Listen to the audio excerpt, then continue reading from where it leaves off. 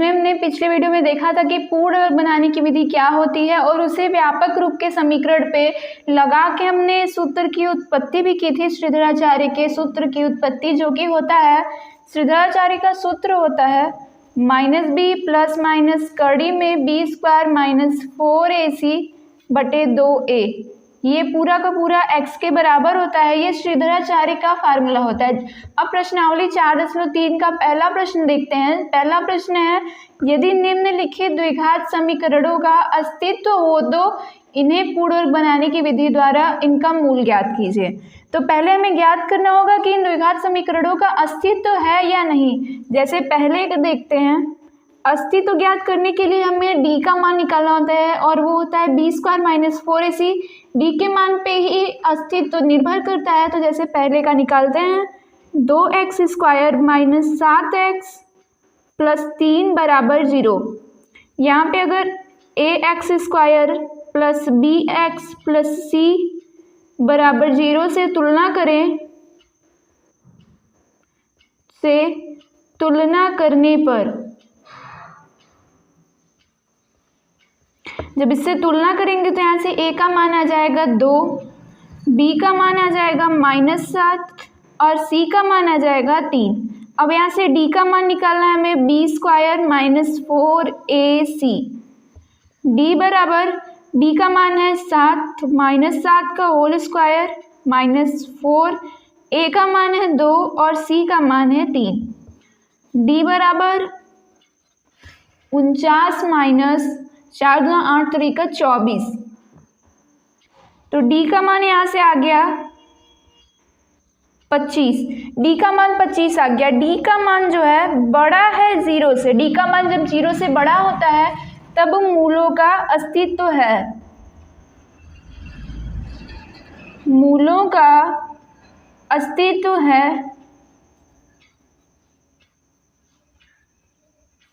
जब मूलों का अस्तित्व है तब हमें इसको पूर्ण वर्ग बनाने की विधि द्वारा हल करना है। तो पूर्ण वर्ग बनाने की विधि द्वारा इसका पूरा का पूरा प्रोसेस होता है। जैसे पहले तो समीकरण लिखेंगे, 2x square minus 7x plus 3 बराबर 0।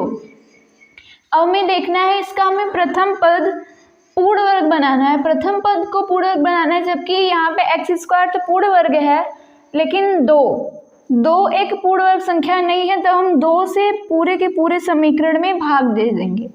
2 से दोनों पक्षों में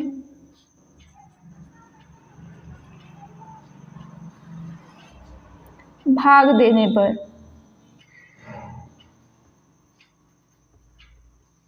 तो यहाँ से हो जाएगा 2x स्क्वायर बटे 2 माइनस 7x बटे 2 प्लस 3 बटे 2 बराबर 0। यहाँ नया समीकरण प्राप्त हो जाएगा, x स्क्वायर माइनस 7x बटे 2 प्लस 3 बटे 2 बराबर 0।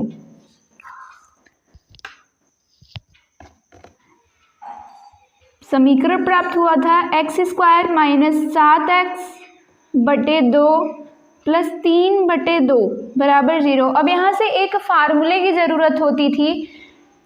फार्मूला था जब हम पहले पद को पूर्ण वर्ग बना लें उसके बाद फार्मूला होता था हमें मध्य पद बटे 2 कड़ी में वर्ग संख्या।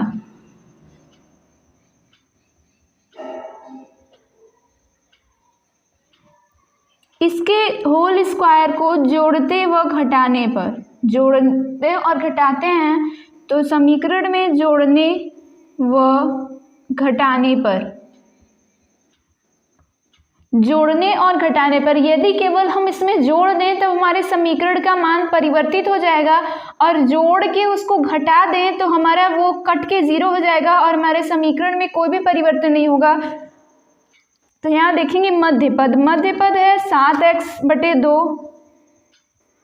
और 2 कड़ी में वर्ग संख्या है x स्क्वायर। तो यहाँ पे हो जाएगा 2 कड़ी में x स्क्वायर बटे 1 मान लेते हैं। इस प्रकार से गुणा करेंगे तो 7x बटे 4, ये कड़ी में एक्स स्क्वायर जब बाहर आएगा तो एक्स हो जाएगा, ये कट जाएगा तो 7/4। 7/4 को जोड़ने व घटाने पर 7/4 का whole square, x square minus 7x/2 plus 3/2 plus 7/4 का होल स्क्वायर माइनस 7/4 का होल स्क्वायर बराबर 0। इस प्रकार से अब हमें यहाँ पे फार्मूला देखना होगा, हमें एक पूर्ण वर्ग बनाना है एक, तो हमें यहाँ पे फार्मूला बनाना होगा x square minus 7x/2 plus 7/4 का whole square minus 7x/2। A square minus A minus B का होल स्क्वायर बराबर होता है A square plus B square minus 2ab। तो यहाँ पे माइनस 2ab है और ये प्लस है, तो इसको अगर लिख दें x प्लस 7/4 का होल स्क्वायर। इस पद को, तीन पद को मिलाकर एक्स स्क्वायर 7x/2 और 7/4 का होल स्क्वायर को मिलाकर लिख सकते हैं x प्लस 7/4 का होल स्क्वायर।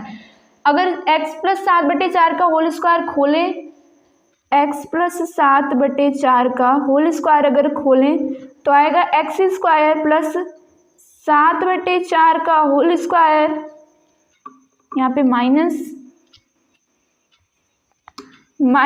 2ab होता है, तो 2 गुणे x गुणे 7/4, ये 2 से 2 कट जाएगा तो यहाँ पे बचेगा 7x/2।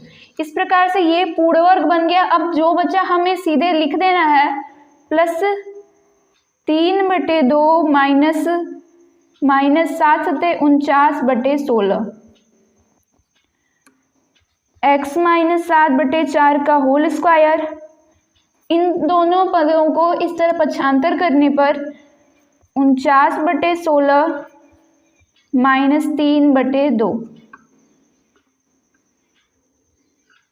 अब इसको हल कर लें, लसा आएगा 16, 49 माइनस 2 8 3 का 24, ये आ जाएगा 25/16।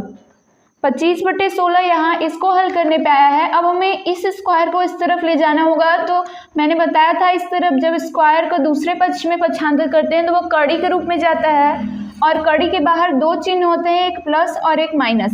तो यहाँ से अगर लिखें x माइनस 7/4 बराबर कड़ी में 25/16, यहाँ पे प्लस और माइनस।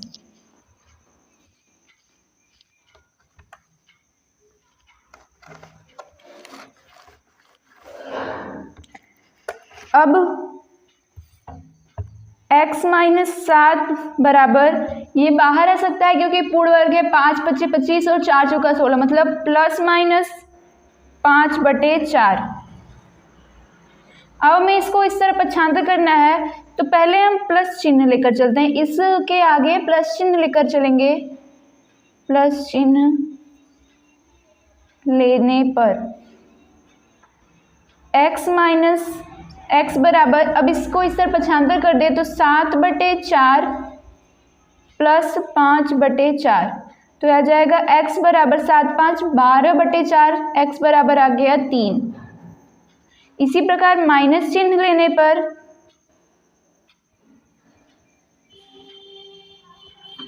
x बराबर 7/4 माइनस 5/4, 7 में से 5 घट जाएगा 2/4, मतलब x बराबर आ गया 1/2। इस प्रकार से पूर्ण वर्ग बनाने की विधि द्वारा हल किया जाता है। पहले ज्ञात करना होता है कि समीकरणों का अस्तित्व है या नहीं, यदि अस्तित्व है तभी पूर्ण वर्ग बनाने की विधि द्वारा हल करते हैं, अन्यथा जब अस्तित्व नहीं होता है तब उसे विविध कर निकाल कर छोड़ दिया जाता है और अंतिम में लिख देते हैं कि इस समीकरण के मूलों का कोई भी अस्तित्व नहीं है, अर्थात मूल वास्तविक नहीं है।